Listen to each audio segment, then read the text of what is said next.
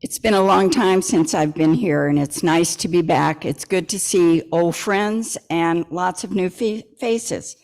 But I'm here today to talk about People's Kitchen. We did incorporate in May of 1984. As Jim mentioned, we had been serving meals prior to that right across the street. That's where we got our start. And then we were asked to leave. Then we went to the mission steps and served there for quite a while and were asked to leave.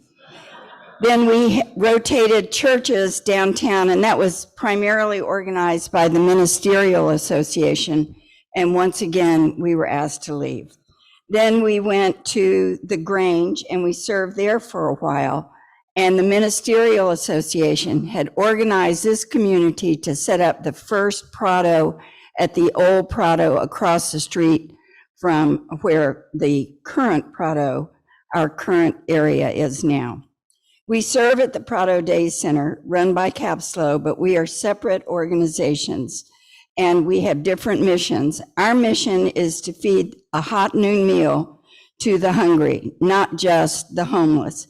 So during bad weather, for example, we will have people come that are from the car washes because it can't work, when it's raining, or from landscape people.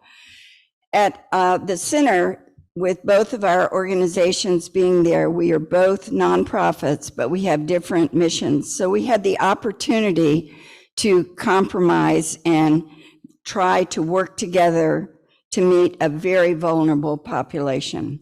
We serve every day of the year except Christmas. The Jewish community has a big event on Christmas Day. Last year, we served more than 28,000 meals using the federal reimbursement rate of $4.50 per noon meal. That translates to $126,000 plus 7,280 hours for preparation. We do all of this with no federal, state, or local grants. We are 100% financed through donations. During COVID and our recent flooding, we did not miss one day of feeding. I want to mention COVID for just a moment to show the level of dedication of many of our volunteers. The only group that was not able to continue to provide food during COVID was a nursing home because the clients, the patients, weren't able to come out during that time. All of our other groups continued to provide food. They would deliver it to the center, then we would set it up and the clients would serve themselves. People's Kitchen is also 100% volunteer, no paid staff. We have a very strong board, some of whom are here today. Our success is possible through the volunteer efforts of our 45 serving groups. A little more than half of the groups have a religious affiliation. Groups can serve every month, every other month, 3 or 4 times a year, or once a year. We work with you. When people ask how big we are, I really have no idea.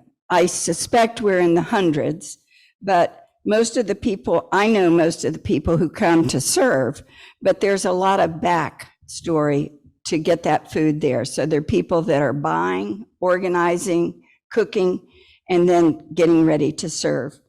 Our groups are comprised, as I mentioned, religious groups, both of our hospitals, businesses, groups of friends, Cuesta and Poly, and restaurants. Groups can range in size from 3 to 6 to 30. What we need is a few more groups, as well as people who are willing to help serve.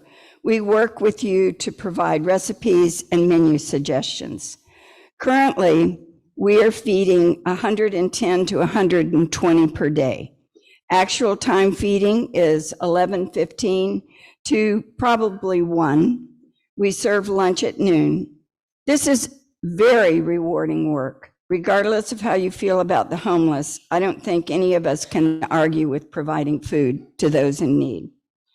When new people come to us, they are often surprised at how polite and thankful the clients are. It has been a gift professionally for me to have the opportunity to work with people who are having a hard time. If you would like additional information, check out our website, slopeopleskitchen.org. And I'd like to have our board members stand, because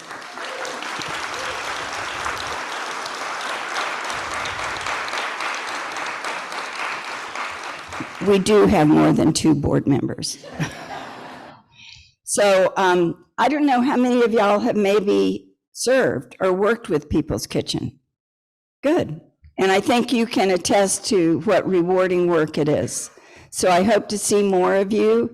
Anytime you want to come, feel free. We're there at noon every day but Christmas. Thank you very much.